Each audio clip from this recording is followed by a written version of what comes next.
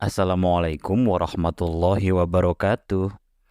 Sahabat Busyra Islami, salah satu hal yang menandakan jika hati seorang muslim itu lembut apabila ia menangis saat membaca atau mendengar ayat suci Al-Quran.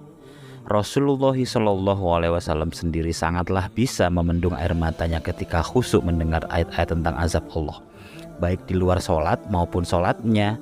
Akan tetapi, tahukah kalian menangis dalam sholat tidak terus-menerus dibolehkan? Sebab ada pendapat ulama yang mengatakan jika menangis dalam sholat merupakan salah satu dari godaan setan. Lantas, bagaimana cara mengetahui tangisan kita hasil dari tipu daya setan?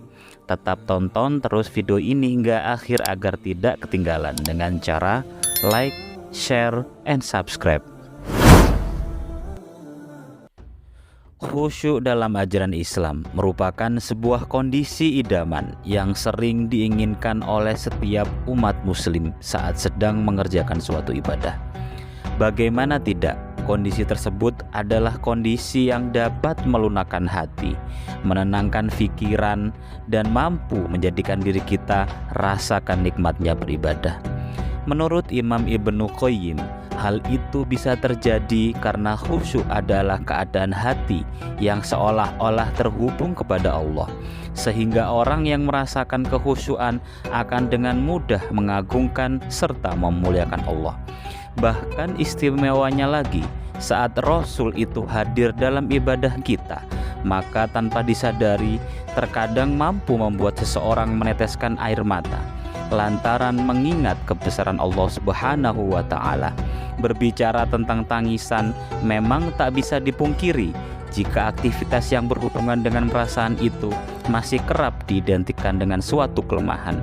Akan tetapi, percaya atau tidak, di salah satu hadis Rasulullah SAW, beliau tak segan-segan memerintahkan umatnya untuk menangis.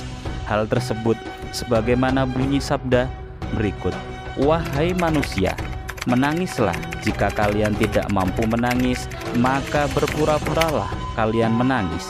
Karena sesungguhnya penduduk neraka adalah orang yang tak pernah menangis semasa di dunia, dan barulah ketika di neraka air mata mereka seperti aliran sungai yang berada di wajahnya." Hadis riwayat Abu Ya'la.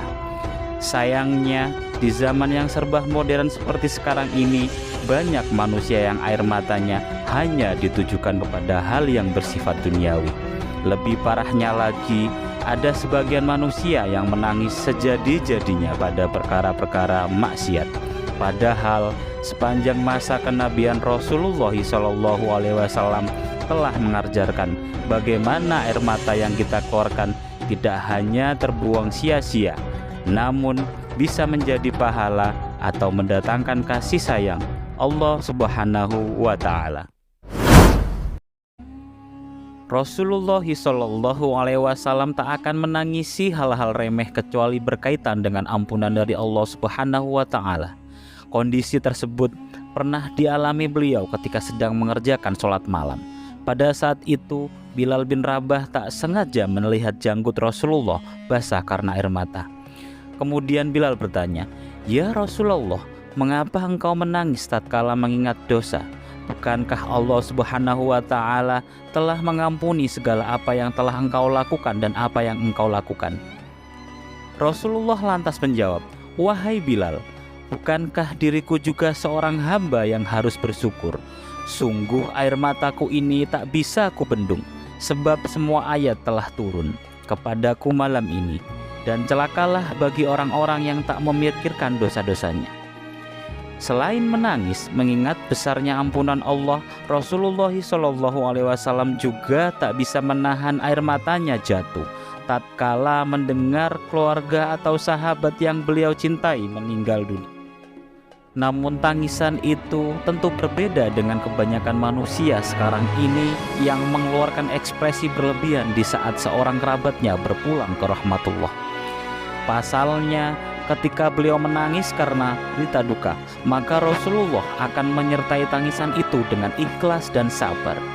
Dalam buku sahabat-sahabat cilik Rasulullah dituliskan, jika peristiwa seperti itu terjadi ketika Ibrahim, salah satu anak Rasulullah, wafat, air mata beliau mengalir deras membasahi wajahnya. Abdurrahman bin Auf yang melihat kejadian itu lalu bertanya, "Wahai ya Rasulullah, engkau menangis. Bukankah engkau sendiri melarang menangisi kematian seseorang?" Dengan suara lirih beliau berkata, "Ibnu Auf, tangisanku ini adalah ungkapan kasih sayang. Aku tidak pernah melarang seseorang meneteskan air matanya. Tapi yang kularang dari umatku saat berduka adalah berat, tapi histeris, menampar wajahnya dan merobek-robek pakaiannya." Maka dari dua penyebab Rasulullah meneteskan air mata, memang kita tak bisa menyangkal jika tangisan Rasulullah tak bisa dipisahkan dari kelembutan hati yang beliau miliki. Saking lembutnya hati Rasulullah, sampai-sampai dalam sholatnya pun pipi, jenggot, serta wajah kerap kali dibuat basah akibat air mata. Menariknya, sekalipun menangis dalam sholat pernah dialami utusan Allah, tetapi bagi umat Rasulullah menangis ketika sholat tidak selamanya bisa dibenarkan. Sebab kalian mungkin tak akan menyangka jika salah satu jenis godaan setan ketika manusia melaksanakan sholat adalah membuat seseorang menangis. Kondisi tersebut disampaikan oleh Ustadz Adi Hidayat di salah satu sesi ceramahnya, di mana sang Ustadz menjelaskan seorang muslim harus tahu cara membedakan mana tangisan dalam sholat yang disebabkan karena mendengar lantunan ayat suci Al-Quran dan mana tangisan yang disebabkan oleh godaan setan. Karena jika dalam sholat tangisan membuat lebih khusyuk, lebih ingat kepada Allah dan mengakui dosa-dosa, maka bisa dipastikan jatuhnya air mata kita adalah bagian dari hidayah. Kan tetapi apabila tangisan kita membuat sholat tidak khusyuk, mengganggu fokus, serta memikirkan duniawi, sudah tentu perasaan sedih itu tak lain dan tak bukan hanyalah godaan setan, dan bisa jadi mendapatkan pahala bahkan membatalkan ibadah sholat itu sendiri.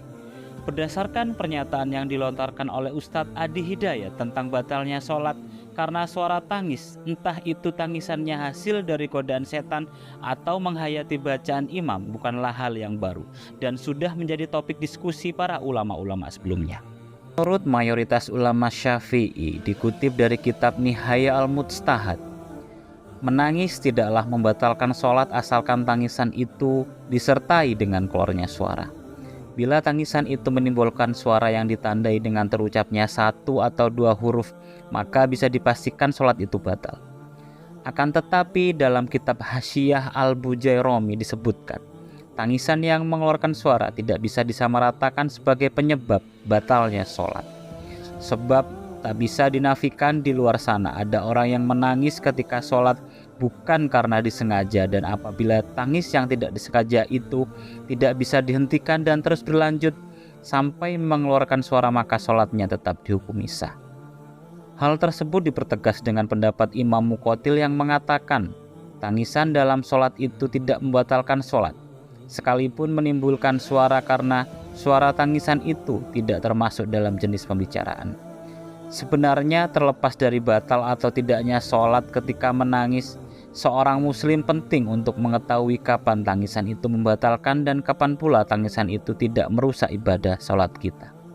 Dalam kitab Fatwa Nur Al-Addar dijelaskan, tidaklah membatalkan sholat apabila tangisan itu hadir karena merasa takut kepada Allah, mengingat perkara akhir, serta merenungi ayat yang dibaca seperti ayat tentang ancaman atau azab Allah. Namun sholat itu bisa batal jika tangisan itu disebabkan karena musibah yang sedang menimpa atau semacamnya. Alasannya sebab tangisan seperti itu berkaitan dengan perkara-perkara duniawi. Demikian beberapa pendapat terkait hukum menangis saat sholat yang telah kalian simak, merupakan kesepakatan para ulama yang semuanya tidak bisa diragukan kebenarannya. Adapun pendapat tentang tangisan dalam sholat bisa dianggap salah satu godaan setan, disebabkan karena seluruh manusia akan terus-menerus menjadi musuh setan, dan tentu saja setan akan memanfaatkan segala cara agar seorang hamba dapat terjerumus ke dalam api neraka, sekalipun itu membuat manusia menangis ketika melaksanakan sholat. Sahabat Busro Islami, Selama mengerjakan sholat, apa penyebab yang pernah membuat kalian menangis karena duniakah atau karena mendengar bacaan imam? Wallahu alam bishawab. Wassalamualaikum warahmatullahi wabarakatuh.